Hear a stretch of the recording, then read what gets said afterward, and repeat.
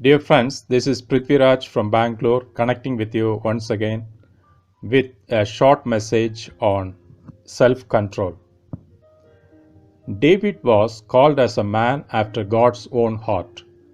But in 2 Samuel 11:27, we read about him as the Lord considered what David had done to be evil. This refers to the cost David had to pay for his failure in controlling lust. Lust is a huge problem in our world and in our society, and is probably the greatest contributor to the destruction of relationships. Like gravitational force, the lust inside us experience pull by the attractions of the world. The things we see, hear, smell, touch, and taste has the potential to trigger the lust in us.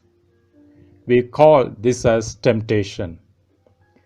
Temptation can be material temptation, the lust for things, personal temptation, the lust for status or special recognition, sensual temptation, the lust for another person.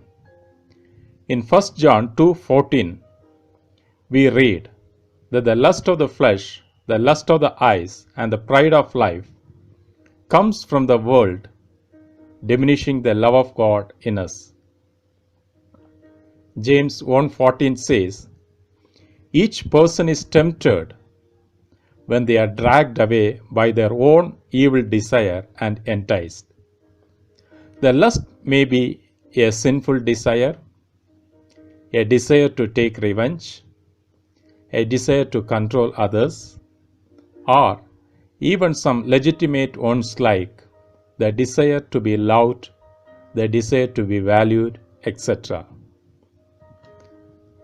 We allow lust because we choose to do so by being attracted by the pleasures it offers. We entertain lust out of curiosity. What started as experimental slowly takes control of our life. We allow lust because it is enjoyable. Lust affects us emotionally, physically, and spiritually. Satan is tempter. He is in the business of sowing doubts or seducing suggestions that will keep us away from God, driving us into temptation and deception. When the attractions of the world capture our attention, lust is aroused. When we do not control the lust, it will end up taking the position of controlling us. Soon, it will influence our habit and our behavior. Exercising control over lust is self-control. In Proverbs 25:28, we are told that a man without self-control is like a city broken into and left without walls. In 1 Corinthians 9:25-27, Paul says that Christians need to exercise self-control like athletes.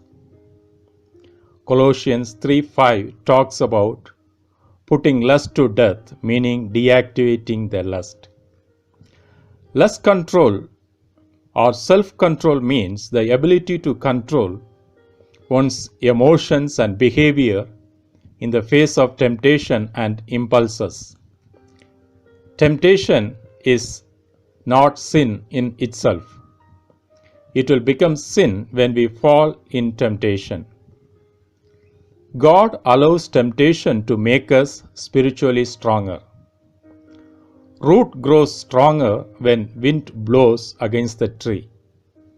Every time we overcome a temptation, we develop self-control and it strengthens our spiritual life. Exercising self-control over lust is essential for our spiritual growth. In order to develop self-control, we need to realize that we are victims of lust and need change. We must accept our fault. Whenever lust is triggered, the quickest way to neutralize it is to think something else.